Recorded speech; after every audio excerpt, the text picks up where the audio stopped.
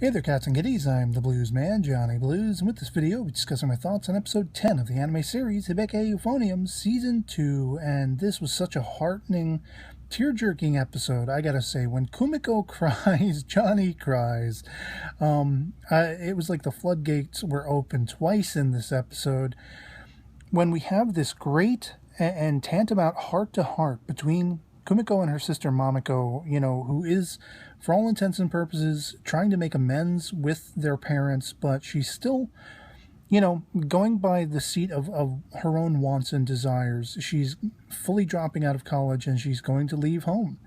And there's some, it's playful words between them as far as, will you miss me? Are you sad? No, not really, And it all comes crushing down on Kumiko after the fact because, much as I speculated and I talked about in episode discussion videos previous, there was a level of mom and dad always supported you more or loved you best on both of their, chips on both of their shoulders along those lines, where they both were jealous of each other. The elder sister seemed to be able to do whatever she wanted, and the parents were always praising her, whereas, Kumiko felt like their parents gave up on her by and large because she was talentless. She wasn't as talented as the elder sister Mamiko. And Mamiko, much as I talked about and touched upon, she felt jealous because here was Kumiko, the little brat, getting away with murder, getting away with things she could not, things she had to let go of, under the guise of, pretending to be an adult when she was still very much a child, at heart, in mind, all that kind of stuff, and trying to own up to what her parents' expectations of her were. And so she lost out on so much. And I think it's, heartening and somewhat something to aspire toward, inspiring really, that Mamiko, for her part, she wants to make up for all of those regrets of old. She wants to make up for all of those poor decisions that she only now realizes she made because she wanted to seem like, an adult, like a grown-up. And all those things she lost. I think by coming to Kumiko and really explaining that to her, expressing that to her, she's able to sort of understand in her own mind, this is my responsibility. One way or the other, you can't cry over spilt milk. It's all said and done, and now it's, how am I going to proceed going forward? And I really I loved the sort of playful banter in between them as, Mamiko screws up the miso soup and she burns the entire pot she's trying to cook it in. And Kumiko decides, okay, well, I'll make dinner instead and all this stuff. And it was just really sweet seeing them in the kitchen, one cleaning the pot, one cooking the meal, and really having a deep and profound heart-to-heart that, again, Kumiko only realizes after the fact. I guess it's like the next morning she wakes up and her sister's room has been laid bare. It is all Spartan because she has gone. She's left. And no reaction from the father. The mother sort of tentative in saying to Kumiko, yes, she's gone. She went, back wherever, to college or whatever, I don't know. But she went away. She left.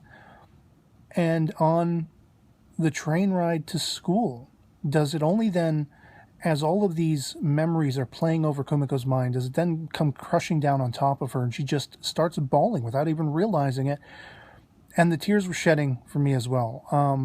It's such a pathos-laden scenario, one that is so highly relatable and being somewhat empathic. I mean, you can really put yourself in the place of someone who, even if it's just someone near and dear to your heart moving away, or like a time when my cousin came down to visit and he had been here for 2 weeks and then he had left, I felt like crying. I felt like I was losing a part of myself all over again. And to see that the bond between these two sisters has so strengthened and become so paramount for both of them, for Mamiko to sort of finally grin and bear what life has doled out for her, enough to try to support Kumiko to the point of saying, I heard you perform. I loved it. You played so well. I'm going to try my damnedest to come to nationals and hear you play. It's such a 180-degree turn from where their relationship was just episodes ago. And it's just so profound, and it's so, again, inspiring. Something to aspire toward. If only we all had such luck to build foundations with people, and even our own family, who sometimes can become estranged, or you can feel unrelatable toward, and things of that sort, because there's always going to be, especially amongst siblings, there's always going to be that rivalry aesthetic. And it really hit me in my nerve center to see Kumiko really, fall under the weight of that and understand how much she loves and is going to miss and is saddened by her sister having gone away. It just, man, it got me right to the heart of me, man. And that was only the first such a reaction I had for the episode, because then, of course, we're calling back on Asuka Senpai and whether or not she is going to bow out, whether she's going to fight for this placement in nationals in the band class that is very much potentially going to shift over to Natsuki. And nobody wants to do this without Asuka, And I think it's really interesting because, once again, Kumiko comes to the fore after having been given and sort of taught this lesson by her sister. Don't leave your life to regrets, Don't hold yourself back when you know it's something that down the line it will always plague you. It will always be a regret. When you can, in the moment, be aware of how to proceed and how to really voice your concerns and speak the truth. Don't be afraid to do it. Don't hold yourself back. And so, of course, after overhearing the fact that Asuka's very sort of resigned to the fact that, this is all said and done, she's not going to take part in it, Natsuki is the favored player, she's in support of this. After really playing over that lesson from her sister Mamiko in her mind, does she venture into the third year's, section of the school, seeking Asuka out and pulling her aside where no one else will hear? And she's prompted by the blatant cynicism that Asuka shows. I mean, she's almost callous. With this being something she wants so deeply and so badly, she's very much, to talk about parallels. Again, this season has been all about the parallels, especially between Mamiko and Asuka, who are completely two unrelated characters, but they are so relatable. They are so cut from the same cloth. And here, Kumiko has the opportunity to halt Asuka making the same mistake her sister just revealed to her was such a tantamount regret to her life, to her future. And it's so interesting to me just how, laughing it off, the presence of Asuka is in this sequence, to the point that Kumiko she can't take it anymore. And again, she crushes under the weight of this. And it's almost like, what could Kumiko have said to her sister those years ago when her sister decided to quit band? It all goes back to, I wanted to play with you. I wanted to share in this experience, our mutual love for this thing, and I never got the opportunity. And here I'm losing the opportunity all over again with a somewhat surrogate of a sister in Asuka, and I can't stand it. I can't live another day without exposing my soul to her. And she just starts screaming and roaring and crying and putting Asuka in her place in a lot of ways. Bringing that awareness to her that this is causing me pain. The fact that you can laugh this off, that you can shrug your shoulders at it, that you're not willing to fight to the bitter end for it, when it's such a passion you revealed to me in the privacy of your home. And Asuka's, oh, are you going to confess your love to me? She's making jokes. And I love that this was like a spear to the heart of Asuka through this faux shielding she had put in front of herself to try to keep herself from feeling that pain that would plague the rest of her life if she went and abided by her mother's rule. And I love that what came out of it was, she was reminded of a mock exam. She got the top 30 or whatever it was.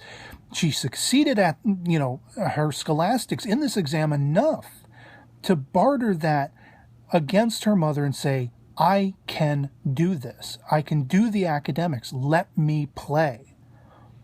Prompted by Kumiko's strong, soul-deepened desire as the voice box for everyone else who are all in agreement, which again, it just shocked me how much Asuka was trying to bury callously that aspect of what Kumiko was saying. How can you even trust what everyone says? Of course they're going to say they wish I would play. They don't want to hurt my feelings. They want to feel good about themselves. She was so callous and brought to boil against her own wants and desires, against herself.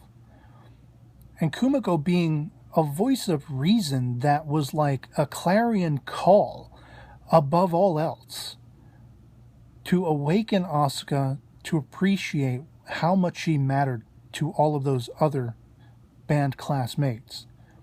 And at the pitch was Kumiko, being that representative, being that voice, but also speaking from the depths of her own soul, of her own wants and desires to play with Asuka as an extension of the playing she never got to accomplish with her sister. And it just, again, I welled up with tears.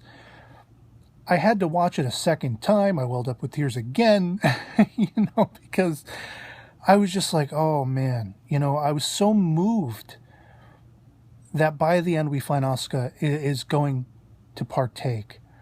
But then, of course, just as my breath that had caught in my throat released, a sigh of relief, then, of course, this beeline element that's going through the entire episode, it's threaded through the entirety of the story. What is up with Reina? And, of course, we know the last we saw of her, she had noticed the picture on Taki-sensei's desk, wherein, as we know, he was with his wife and Hashimoto-sensei and someone else. And she seems really disturbed by this, so much so that she is having nothing to do with Kumiko and their mutual friends. And it doesn't even seem to be calling that much attention to itself to Kumiko because of everything else that's already on her mind. But that final shot where she looks over at Reina, she's very happy that Asuka is now newly sitting beside her again. Everything is right in the world. And then, boom. There's Reina giving her the stink eye. Like, as soon as one qualm is allayed, another, makes itself known. And it was not to be unexpected, that is to say. It was definitely something I expected would probably be the case, and I even speculated to that length. There might be some sort of minced words or confrontation yet to come between Reina and Kumiko. If Reina somehow suspects or has found out, through Taki's maybe just saying it off the cuff, oh, I explained to Kumiko and she's known all along that I was married at one time, whatever it is. I don't know exactly, but, as one problem is fixed, another presents itself. And so it's going to be interesting to see how exactly we proceed with Reina and Kumiko as we're really, ramping up to the nationals with everyone who is supposed to play playing their damnedest. And again, just love the characterization and the the momentum and the feelings, the emotions that are represented in this series all the way back to season 1. That's why it's one of my favorite anime in modern times. And yeah, otherwise that'll be pretty much it for me on this. Hope this video finds you well, and I'll catch y'all later. Peace.